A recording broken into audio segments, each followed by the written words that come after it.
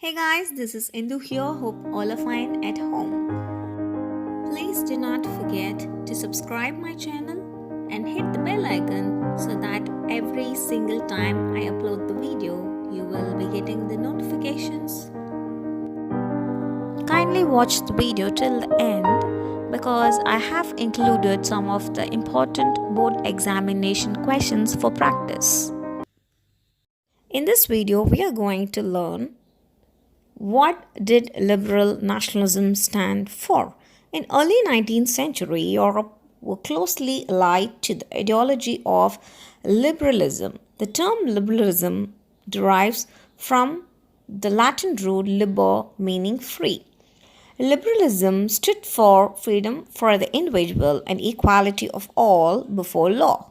It emphasized the concept of government by consent. So the term liberalism means freedom. Freedom in terms of politics and economy. So these are the two spheres we're going to concentrate in today's class. If this particular concept comes for 5-mark question, what does liberal nationalism stands for? You have to split the topic into two halves, one on the political sphere, another on the economic sphere.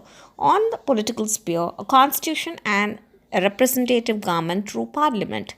If a country is politically liberalized, which means it should have a constitution with representative has to be elected by the people and a parliament. So this is a clear cut liberal nationalism in politics, and all the men should be given voting right without having any discrimination. Now what happens in Europe, that is what we are going to see in this concept. The right to vote and to get elected was generated exclusively for the property owning men. Men who owns the property has the right to vote. Men who doesn't have the property and all the women were completely excluded from the voting right. But during the time of Jacobin period, there was a certain relaxation among men. All men were allowed to vote, no matter they're having property or not, so they were allowed to vote. But even then, women were not allowed. But after a period of time, when Napoleon came to power, again there was restrictions in the voting right, and women were kept in the position of minors. They were completely dominated by their husbands and the fathers. So this is what the condition of political rise which was happening in Europe. On economic spheres, the abolition of state imposed restrictions on the movement of goods and capitals. In terms of economic spheres, there should be a liberalization in economy. There should be a free movement of goods and capital. Goods in the sense the products which makes the productivity of the country, and capital, money flow should be liberalized. So this has to be done with the economic liberalization of the country.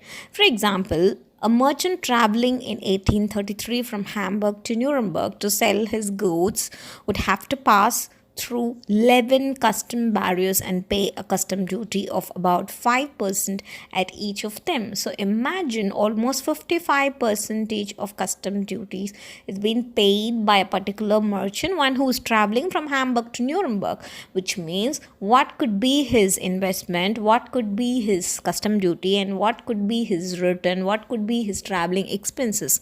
So imagining all these expenses, imports and exports may not occur that much in those days, because there is lots of economic restrictions and the movement of goods and capitals in those days. There are so much of obstacles which is being faced by the merchants.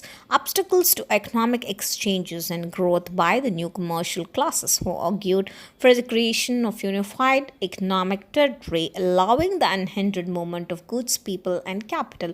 This was actually nullified only during the period of Napoleon time. So he is the one who introduced Zollverein. Zollverein is a custom union which abolished all the tariff barriers which was being paid by the merchants. The merchants and the businessmen felt really happy after incoming of Zollverein during the time of Napoleon. And the union abolished tariff barriers and reduced the number of currencies from 30 to 2.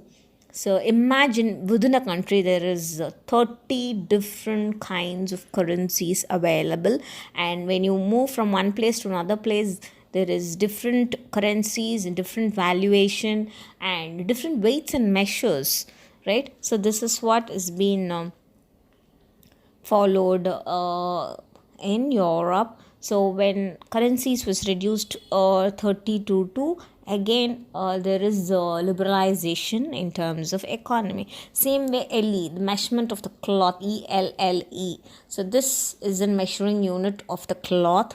Even with the measuring units, each and every place they measure the cloth in their own way. So again, Napoleon is the one who brought standardized weights and measures all over the country, which eventually led to the free movement of goods and capital. So this is all about the economic spheres of liberalism. So whenever you asked for liberal nationalism, you need to know about the political spheres and the economic spheres. You may get this in 5-mark question about the economic liberalism, or what is liberalism in 1-mark question, or 3-mark question about Zollverein, or what is LE and what is tariff barriers.